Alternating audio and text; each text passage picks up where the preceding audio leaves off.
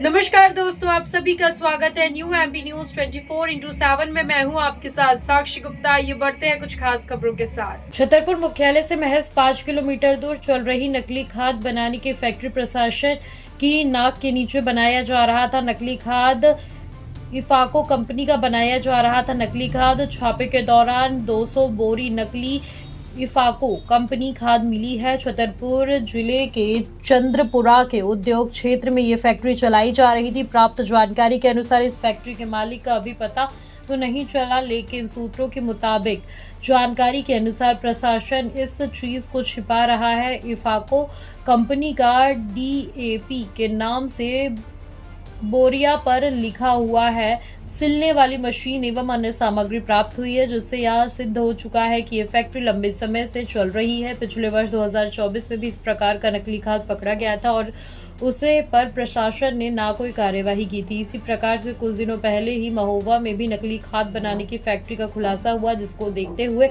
उत्तर प्रदेश और मध्य प्रदेश की सीमाओं पर हो सकता है कि कई नकली फैक्ट्री खाद बनाने की चल रही हो। उत्तर प्रदेश और मध्य प्रदेश सरकार अगर इस प्रकार की नकली खाद बनाने की फैक्ट्री को छापा मार कार्यवाही नहीं करती तो किसानों को नकली खाद लेने से बचाया नहीं जा सकता। जैसे ही किसानों को खाद की ज़रूरत होती है, वैसे ही यहाँ नकली खाद बनाने वाले सक्रिय हो जाते हैं और हर साल की भांति इस साल भी सक्रिय हो गए हैं। फिलहाल इस पूरे मामले में देखना दिलचस्प होगा कि नकली खाद के व्यापार में संलिप्त व्यापारियों और राजनीतिक संरक्षण प्राप्त लोगों पर क्या एफआईआर दर्ज होती है या फिर नहीं होती है, ये बड़ा सवाल है।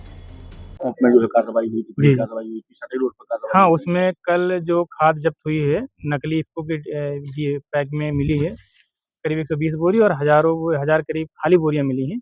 उसकी खाद को जब्त करके डबल लॉक में रखवा दिया गया है और उसमें एफआईआर की कार्रवाई चल रही है। सर इतना बड़ा मतलब शासन होने के बावजूद भी इतना बड़ा सिंडिकेट कैसे काम करता जो भी सिंडिकेट है, राजस्व और कृषि विभाग के अधिकारी मिलकर उसे नस्तानाबूद कर देंगे और किसी भी कारोबारी अवैध कार्य करने के लिए छूट नहीं दी जा सकती है। सख्त कार्रवाई की जाएगी, यही हमारा है? संदेश सर है। जो सामान्य किसान हैं वो उसको असली और नकली की कैसे पहचान होगी? सामान्य किसान हमारे बहुत जागरूक हैं, उनसे बस यही अनुरोध है, जो भी किसी व्यक्ति से खाद लें, वो ऑथराइज़्ड डीलर हो, ऑथराइज़्ड समिति हो, वहीं से खाद लें। और खाद पहचानने का सबसे आसान तरीका है, अगर आप अभी जो खाद हम लोगों ने पकड़ी है, जी। इसको हथेली पे रख के रगड़ेंगे तो मिट्टी के दाने की तरह वो पाउडर बन जा रही है, पानी में तुरंत घुल जा रही है, जबकि हमारी डीएपी जो होती है, ओरिजिनल डीएपी इस तरह घुलती नहीं है, उसमें एक इंटेंस स्मेल आती है, तो उसे आसानी से अपने पहचान सकते हैं। और चूने में अगर पाउडर में रगड़ते हैं डीएपी को, तो उसमें भी कलर उसका चेंज हो जाता है। सर जैसे सूंघ के भी हाँ, सूंघ के भी स्मेल करके भी पहचान सकते हैं और किसान भाई हमारे अभ्यस्त हैं इस चीज़ को। बस किसान भाई से अनुरोध है कि सस्ते के चक्कर में नकली कारोबार करने वाले के जाल में ना फँसें और ऐसी कहीं भी कोई शिकायत मिलती है, तुरंत कृषि विभाग, राजस्व विभाग के अधिकारियों से संपर्क करें। हम सख्त कार्रवाई करेंगे उन सब पे। यह किस तरह से कार्रवाई की गई? कहाँ पर एक खाद मिली है?